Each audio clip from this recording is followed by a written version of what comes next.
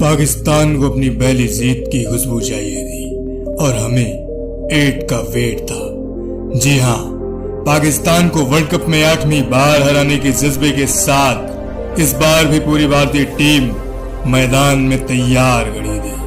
भारत की सरजमी पर हो रहे 2023 के इस वर्ल्ड कप के पहले 2 मैचों में ऑस्ट्रेलिया और अफगानिस्तान का किला फतेह करने के बाद अब बारी थी अहमदाबाद में असली दम दिखाने की, अहमदाबाद में उनको उनकी असली औकात बताने की। भारत के सामने उनके चिर प्रतिद्वंदी पाकिस्तान टीम एशिया कप में मिली शिकस्त की भरपाई के उद्देश्य से सीना ताने आंख से आंख मिलाने लग रहे थे। अहमदाबाद के विश्व के सबसे बड़े नरेंद्र मोदी क्रिकेट स्टेडियम में 1,10,000 दर्शकों के आने की आहट के साथ ही इस मैच का रोमांच अपने चरम पर था।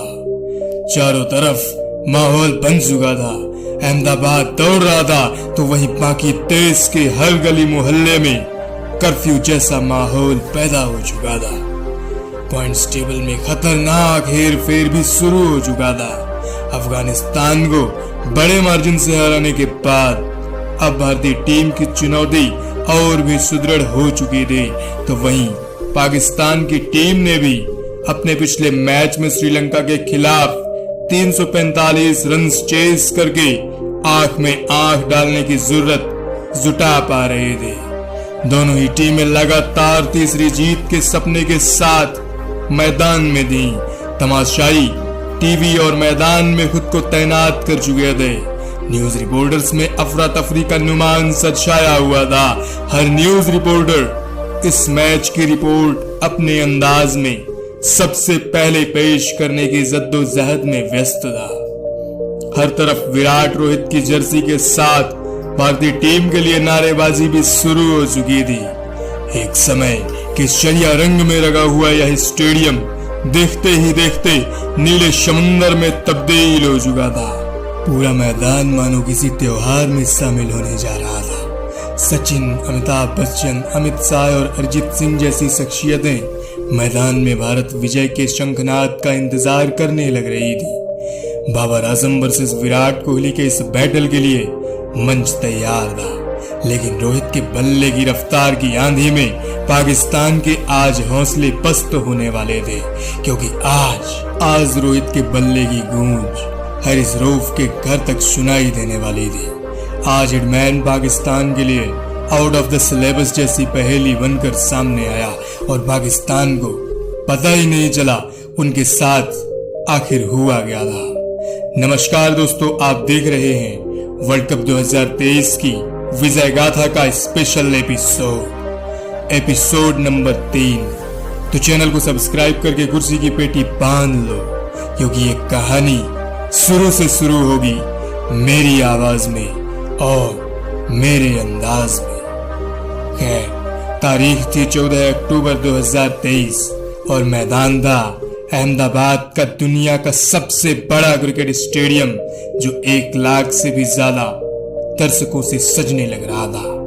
खैर, भारतीय कप्तान रोहित शर्मा ने टॉस जीतकर पहले गेंदबाजी का फैसला किया। पाकिस्तानी ओपनर्स ने अच्छी शुरुआत की और पहले विकेट के लिए 41 रन जोड़कर इस मैच को नई राह देने की संपूर्ण कोशिश की।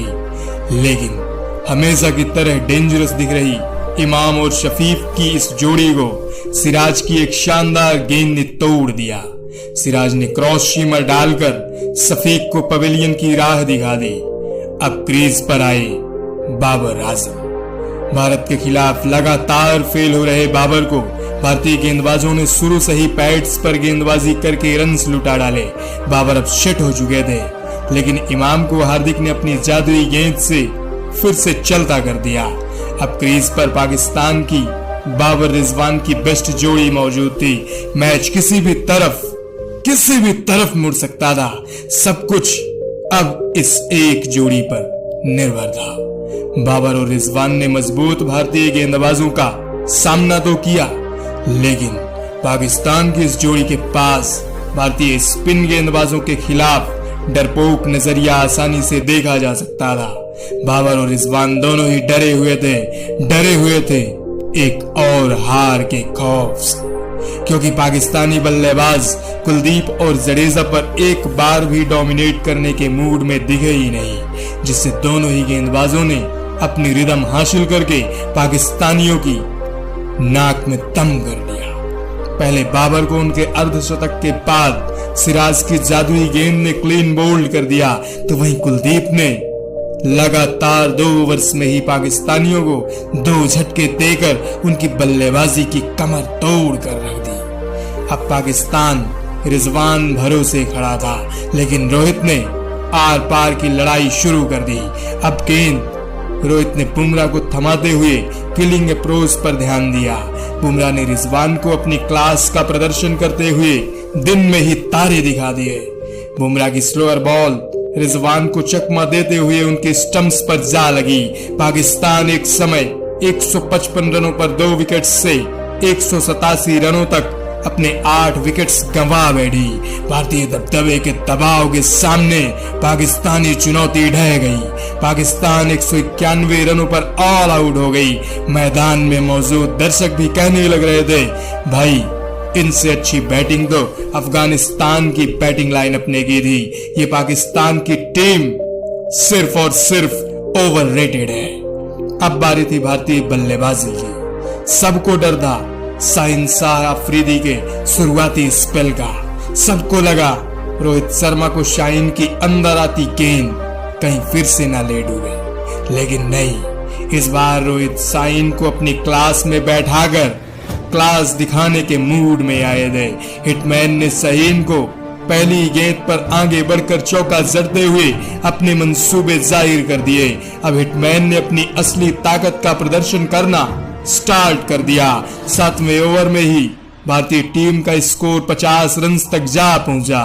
मैच का रिजल्ट अब तो सबको मालूम पड़ चुका था, लेकिन अभी रोहित की आंधी आनी बाकी थी। रोहित ने शाइन की तेज रफ्तार गेंदों को छक्के मारने स्टार्ट कर दिए और हसन अली की हंसी पर रोहित शर्मा ने अकेले दम पर ही कहर बरपा दिया।